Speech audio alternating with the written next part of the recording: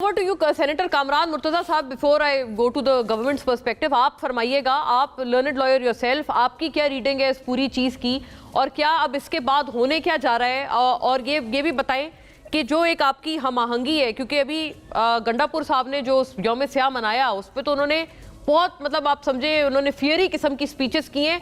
इस हद तक उन्होंने कहा रियासत पे थू, मतलब इस तरह की बात भी उन्होंने की है.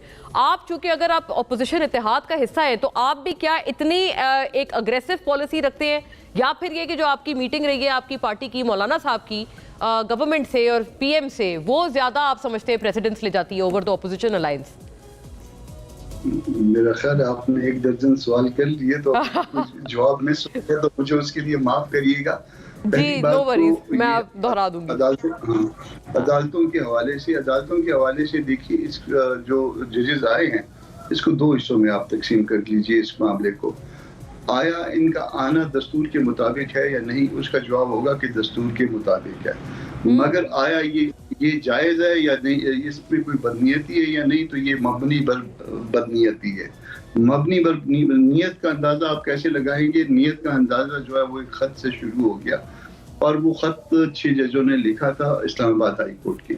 उसके बाद जो है वो लोग इस्लामाबाद हाई कोर्ट से नाराज हैं. वो लोग से मुराद वो लोग जो कि मैटर करते हैं, और वो नाराज हैं. अब वो उनको जो है वो यहाँ से किसी दूसरे सूबों में और निकालने का तो उनके खिलाफ कोई ऐसा मटीरियल नहीं है कि उनको निकाल बाहर किया जाए. हाँ. तो अब उनको यहाँ से हटाने के लिए जो तरीका कार इख्तियार किया गया, वो जो प्रपोज अमेंडमेंट थी इसकी 26th अमेंडमेंट में आर्टिकल 200 में अमेंडमेंट प्रपोज की गई, और उसमें जो उनकी कंसेंट का लफ्ज था उसको उन्होंने कहा कि उम्मीद कर दें. उसको हमने रेजिस्ट किया और वो अमेंडमेंट कैरी नहीं हो सकी. गवर्नमेंट को जो है वो वहां पे विड्रॉ करनी पड़ी क्योंकि वो कैरी नहीं हो रही थी. अब जब कैरी नहीं हो रही थी तो अब ये तीसरा अमल जो ना फिर ये किया गया, ये तीसरी इसकी लिम्ब है कि बाहर से जजेस ले आए जाएं. अब बाहर से जजेस बाकी बलूचिस्तान और सिंध वाला तो खुशखती के लिए लाए गए हैं ना, बाकी तो खुशखती के लिए ताकि छोटे सूबे के लोग बोल ना सके. ये है उसके पीछे सारा मकसद. ठीक है जी, कि छोटे सूबों के कहेंगे कि जी हमारा तो ठीक है, बलूचिस्तान से बंदा आ गया.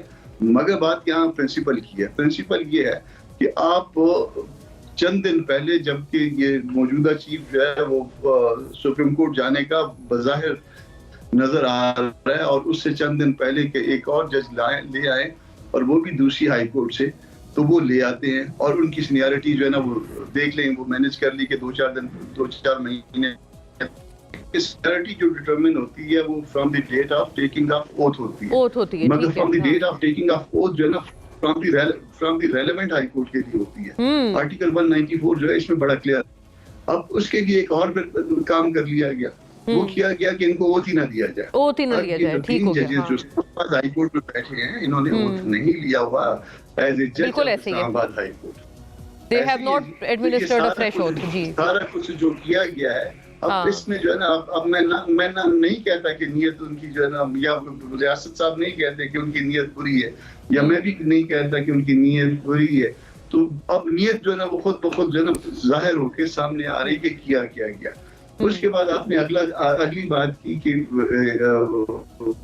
आप ऑपोजिशन में हैं या हुकूमत के साथ आपकी ज्यादा हमआहंगी, चूंकि आप पीएम की मुलाकात हुई है. अच्छा, काजी फाइज वाली बात जो है वो दुरुस्त तौर पे जो है ना उन्होंने नहीं की.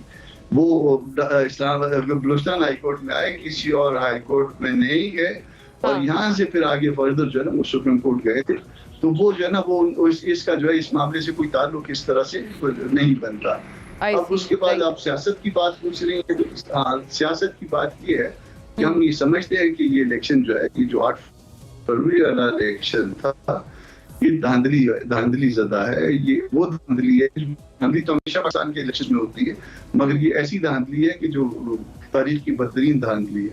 और ये हुकूमत जो कि मौजूद है उसके पास वो मैंडेट मौजूद नहीं है कि वो हुकूमत चला सकें.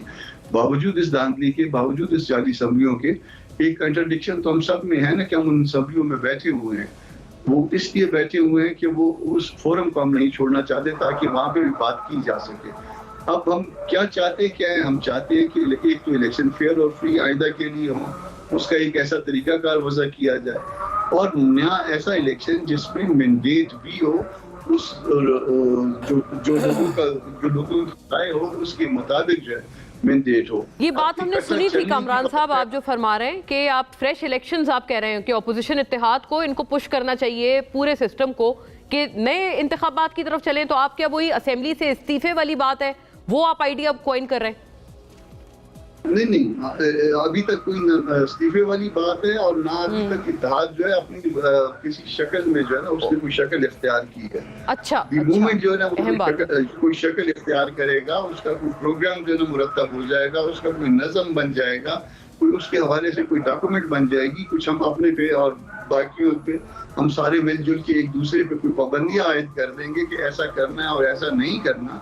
हाँ। या इस इत्तेहाद में अगर ये कायम हुआ तो अच्छा, इस पे भी अब अगर है, बहरहाल मतलब अभी आप कह रहे हैं ऑपोजिशन इत्तेहाद कायम नहीं हुआ है अभी तक बात फाइनल नहीं है, अभी तक बात फाइनल। पीएम भी जाहिर है हुकूमत भी आपको अपनी तरफ करने की कोशिश बहरहाल कर रहे हैं।